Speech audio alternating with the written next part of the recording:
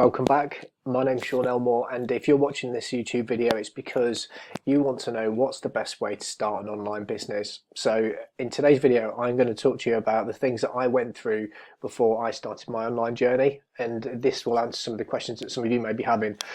Just to give you a bit of background, my name's Sean. I've been into marketing online for, crikey, best part of nearly 15 years. I've tried pretty much every online business you can think of, some of which I'll go through today as some of the options you may be considering, and I suffered with information overload, confusion, loss of a lot of money, loss of my time, but eventually I figured it out. But today I want to answer your question in regards to, what is the best way to start an online business? And I'm sure you're going through some of these things yourself.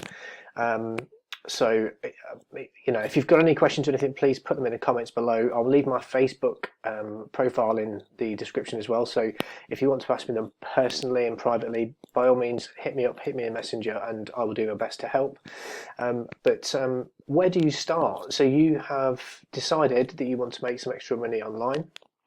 You've had a look around, or you're considering a few different options, but these are some of the options that you may have come across, and I'm going to go through some of the pros and cons of which ones might be worth considering, and ultimately the one that I decided to go with, and I'll tell you why effectively. So what is the best way to start an online business? E-commerce. And I'm sure over the last sort of 5 years, this has become a massive thing, and people have come across different programs and platforms to be able to set your own e-commerce store. A lot of traditional businesses are now transferring what they do in a brick and mortar to doing it online. And let's face it, guys, this is the way it's going to have to be. Depending on when you're watching this video, we're in the middle of a pandemic right now as we speak. We've just gone into another lockdown, and a lot of the traditional brick and mortar businesses are starting to understand that this way of doing business looks like it's going to be obsolete for majority of those businesses. Traditional retail stores and things like that, everything is going online, and it has been for some time, and I think this pandemic has really compounded that problem and that issue. So if they haven't already gravitated onto an e-commerce platform, then I'm 99.9% sure they're going to be considering doing it, because if they don't, they're going to be out of business. And this is the point I've got to make. If you're genuinely looking at ways securing your future, you need to be making an income online. There's just no two ways about it. You need to learn some of the skills that will allow you to make money outside of the traditional business. If you're a low skilled worker, for example, a lot of those jobs are going to be gone in those retail environments and things like that. So I don't mean to be a harbinger of doom, but I'm just being completely honest and realistic with you. You need to start looking at other ways of making an income. So you may have looked at e-commerce as a way of doing that. I've looked at this myself. I did start, I didn't complete, I'll be completely honest. Again, we all have our issues, and people fall over, they start something, they don't complete it, and this is one of the problems of trying to do an online business if you haven't got the right mindset. Thankfully, I've managed to sort that out, but let's just go through some of these things. So what are the pros of having an e-commerce store? Because at the end of the day, it is a good model, without a doubt, and I'm pretty sure you probably do 60% or 70% of your purchasing online. Maybe not for groceries and food shopping, that kind of thing, but I'm pretty sure that you use Amazon and other tech shops and things like that to buy a lot of the products that you would traditionally have had to have gone into a store to buy 10 years ago, and that's how quick things have moved. So some of the pros: flexibility and speed. Once you've set your platform up, and there's lots of different platforms you can use. I'm sure you've heard of Shopify. That's one of the biggest ones. When you get to a certain size, the cost of that can be quite a lot, but it is the tried and tested. People use Shopify, and it's a great platform. So once you've done the setting up, which is quite technical, you can move quite quickly. So you can spot a niche, and you can get a store set up and start putting products in there, within a week, really. So that's one of the pros. Low startup costs. Apart from a domain name, your shopping platform hosting package, whoever that is, it could be Shopify. There are others out there. there isn't a massive amount of startup capital to get that store out there. There is some outcome. So there is some money you need to spend in terms of driving traffic to that site once you actually built it, because it does take a long time for that store to rank, in the SEO, in the SERPs, that kind of thing. But effectively, to get started, to actually get your store on the internet is relatively low. It's 24/7. People shop at all times of day. I've done it very often in the middle of the night when I've been up late on a Friday night or Saturday night, especially during the times of like holiday times, Christmas and things like that, when you've got presents and gifts to buy. If I'm sat at home on my own and everyone else is in bed, and I can freely look at gifts and stuff like that. So the benefit of an e-commerce store is a 24/7 shop. You don't have to be there. You don't man it. It's all done electronically. It's fantastic. You could sell what you love if you've got a particular passion. If you're into snowboarding, if you're into, I don't know, whatever it is that floats your boat, pretty much you'll be able to sell a product associated with it, a physical product. So, you could do whatever you want. So if you're interested in something in particular, you could sell that, and you'd be passionate about it. You'd be able to put content out about it. You could perhaps do a blog, besides your e-commerce store to drive more traffic to it. So yeah, if there's something you actually adore, a sport, a hobby, whatever, you can sell products off the back of that. Some of the cons, and this is what I found, was the competition.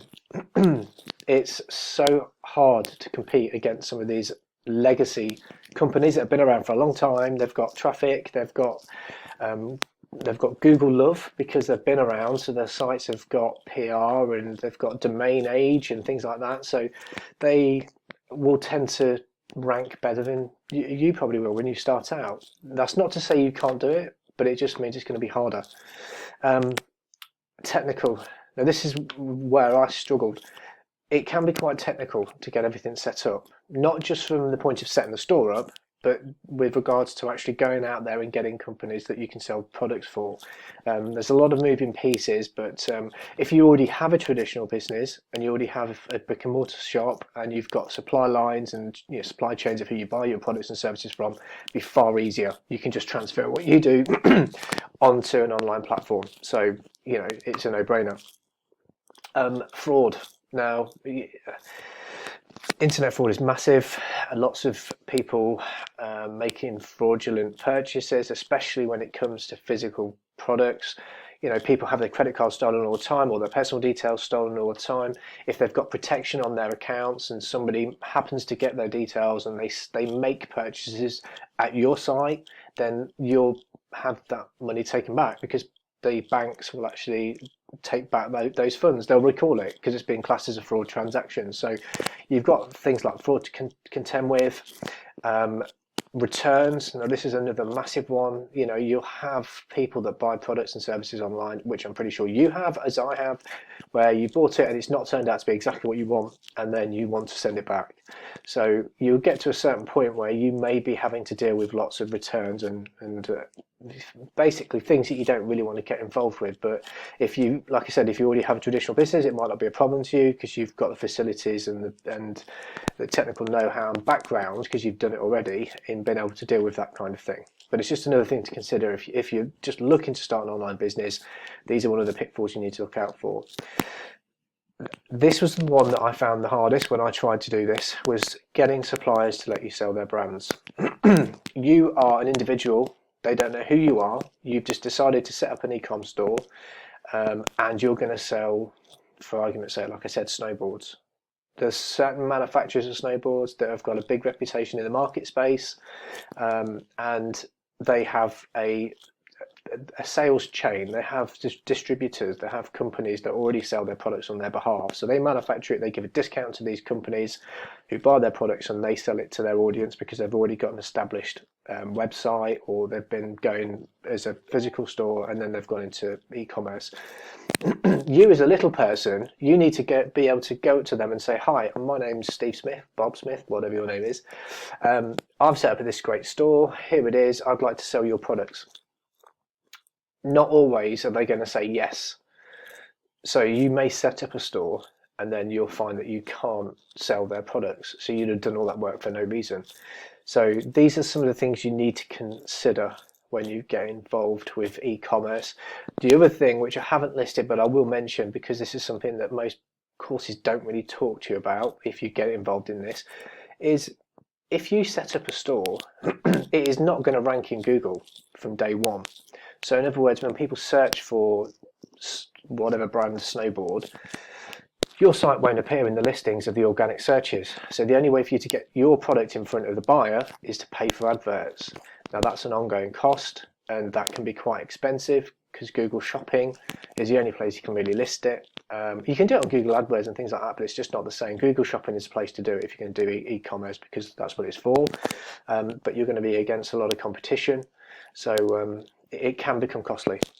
You know, that said, e-commerce is a fantastic platform, and if you have a passion, if you already have an offline store, it needs to be going online, and that's the way I would go if you're in that position. But if you're starting out and you're just looking at different ways of starting a business, then these are the things, some of the things to take into account before you actually go and do it. Drop shipping, similar to selling physical goods online. This is pretty much the same. So this is drop shipping. So you'll be buying products from a retailer and then having them shipped to your customer once they buy them from your website, or from your platform. So you can do this a number of ways. Drop shipping happens a lot on eBay. So people on eBay will list products they don't necessarily hold stock of. Some of them will hold some stock, so there will be a cost to you having that inventory. But effectively, you're buying cheap and then you're shipping the goods on for a margin.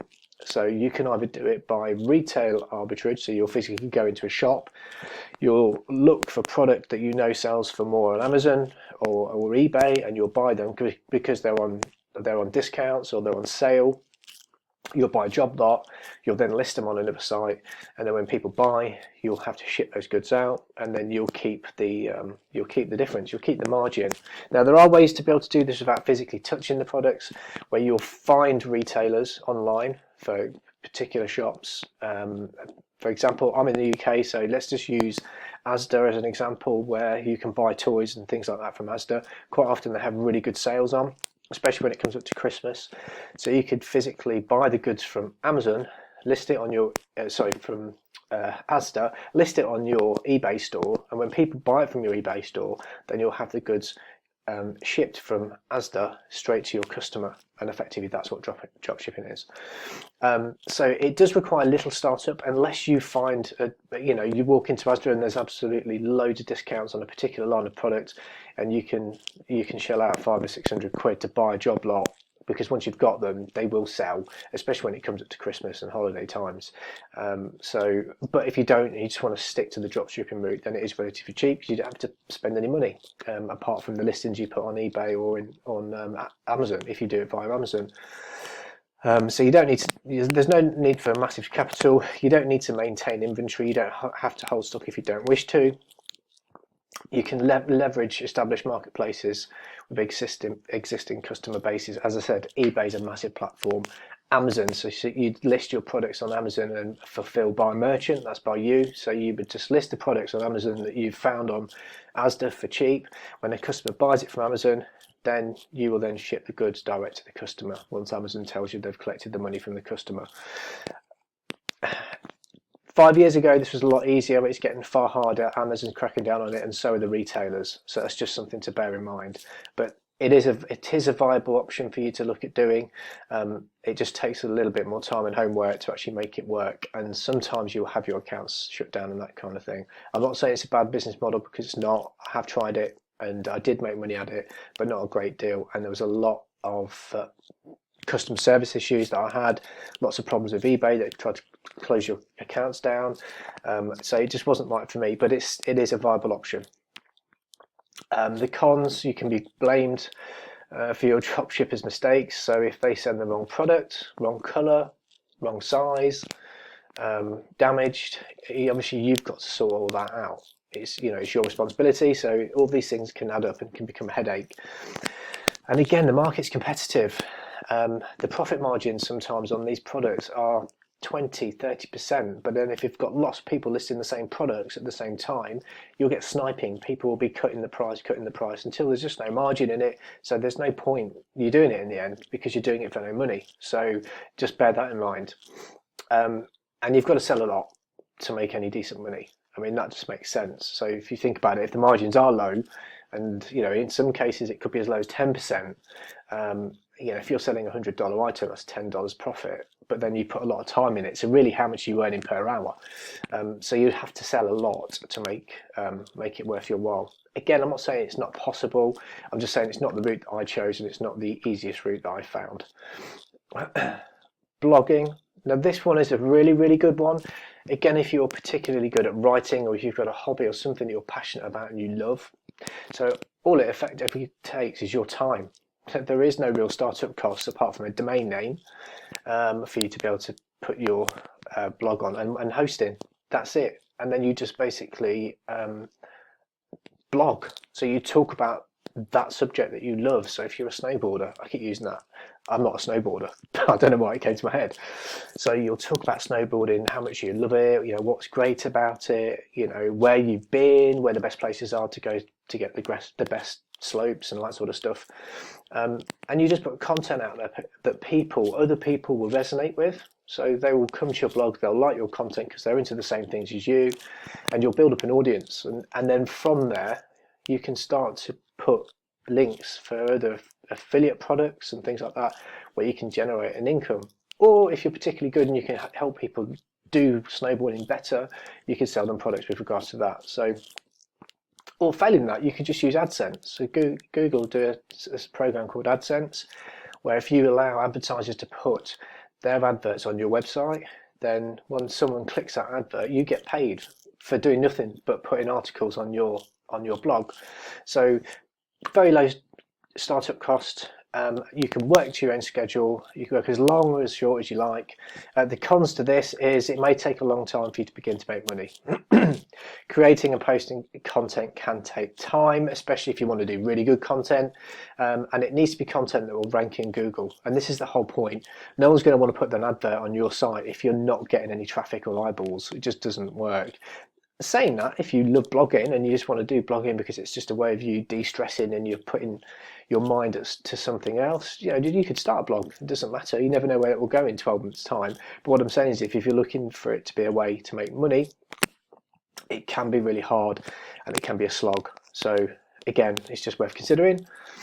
Information products. Now this is a massive one. 10-15 years ago, this is what everyone was talking about, was info products. So if you've got a particular skill that you're particularly good at, if you're a good salesperson or if you're a good public speaker, you could put all that knowledge into a package, into a product, whether it be a CD, that's showing my age. You could put it into a downloadable product of videos that you talk about how to do public speaking, or whatever the thing is that you're good at, you package that product up and then you sell that. Because once you've actually produced that digital product, there is no cost to you. That's it. So if someone buys it, you can send it to them digitally and you can make $50, $100, $200, whatever the price point is that you decide. So the pros, it can be passive once you put the product to the market. So once you put it together and you start marketing it, it becomes a passive income. If you put it on your website and people find you because they're into public speaking and they can't do it very well, or they're struggling with it, and you can help them, then it becomes a passive income. And it can be a quick way to make money if you're good at what you do. The downside to it is creating a product can take some upfront time and work. Not everybody is good at doing that kind of thing, or they may not think they've got a skill that they can tangibly put together and sell to somebody else. And you'll need to spend some money initially to get it all going. So you will have to invest in getting someone to do the video. Well, you could do the video yourself, you could do it on your own phone and that sort of thing, but you need to package it up and make it look good. So you need to get some graphics, you'll get somebody to do the packaging of your product, you'll need to get the website set up, you'll need to get something, you need to make it look good. There's just some bits and pieces you'll need to put together, which, to be honest, it's probably no more than setting up an e-commerce store, but it's whether or not you feel you've got the tangible skills to be able to put that onto a CD, put that into an information product, or however you want to deliver it, if you think you've got what it takes to do that. If not, it can be a little bit of a minefield. This is one of the areas I didn't actually touch on, although I considered it. And then I move on to affiliate marketing. Now, affiliate marketing, I'm pretty sure you've all heard of, and I've got to say, hands down, without a doubt, it is the best and probably the easiest route for anyone to start to make an income online. If you don't know what affiliate marketing is, I've left a link in the description where you can just click on that, and I'll give you a free 4-day video series that talks to you about affiliate marketing, what it is, how it works, and how you can make a substantial income from doing it. And this is the one thing that I found that genuinely worked. Out of everything I've tried, and I've tried a lot, there is no risk to doing it. Affiliate marketing effectively is you being able to recommend something to somebody else. That is all it is. Obviously there's a bit more to it in the back end, you know, how you do it and how you actually present it and how you market it, but in essence that is all it is. If you go to Amazon and you buy a product and you've researched that product, like, I don't know, if you're looking for a particular monitor or keyboard or PC, and you put review after it, the chances are that site that you bought from was an affiliate site. Somebody's actually made that site for that review keyword, and their link is in the article that you've read about how good that particular product is. And when you click through to Amazon and you make the purchase, they get commission. That's what it is. So you can start with no investment at all. You can sign up to Amazon as an associate and get an affiliate link. It costs you nothing to do that, but then it's how do you get people to see your affiliate link, and that's where you need to really think about investing in learning how to do that. It's a hands-off business model. Once you've got it started, you can just rinse and repeat. You know, you can set something up now which will still bring you an income in 12 months or 18 months or 2 years, depending on what it is. I don't do physical products. I tend to do informational products and things that can be delivered electronically because it's fast, easy, and you get paid more money. As an affiliate, typically on an info product, you'll get anything from 50% to 80% as a commission, whereas on a physical product, if you're selling something from Amazon, I think the commissions start from around 4%, and it really depends on the product, and it only goes up to a maximum of about 8%, but that's when you're starting to drive serious traffic to their website. You don't need to hold any stock for affiliate marketing. You can sell anything you're interested in, and you can scale to a large income. And you know, I'm pretty sure if you've done any research, you've seen some affiliate marketers that are talking some big numbers. I'm not saying I'm doing those numbers because I'm not going to lie to you. You know, I'm not an internet guru. I'm just a guy from the UK that's trying to make an income off the internet, and I have found a way to do it. And I've been doing it I have been doing it quite successfully for the last few months. But you know, I'm by no means a millionaire. Cons: you're responsible for driving the traffic to your affiliate link. No traffic means you don't get any sales, you don't get any money, and you may need to spend some money on advertising and marketing. That's just me being upfront and honest. The things you will need in affiliate marketing are some tools. You will need to be able to buy some software to help with building a website or building a lead capture page with some description. You'll need to be able to do email marketing to follow up, and you want to be able to track where where your sales are coming from, because at the end of the day, if you don't know where your sales are coming from, you've got no way of scaling. So apart from that, really, and those costs will be less than $100 a month for you to be able to have those tools. So again, I'm not going to lie, I'll put everything out up front. They're the sort of things that we need. But if you are interested in learning about how to do this properly with a proper support system behind it, where you can ask questions, and if you want to have whatever you've done reviewed, you'll have them reviewed, then I implore you to click the link below in the description. You'll get my free 4-day video series, and then if you've got any questions, by all means, my Facebook profile link is in the description as well. You can ask me questions directly and I will come back to you. So if you genuinely want to make an income, you obviously, they're here for a reason. So you either looking to make some extra money, or you want to you're looking to leave your job at some point, or just make sure that you're providing for you and your family for the future with things the way they are. Things are changing. Then please check out that link below. I would put more content out like this on a regular basis, so please subscribe to my channel, leave a comment if you don't mind, and give me a thumbs up, and I will speak to you the next video. Thank you.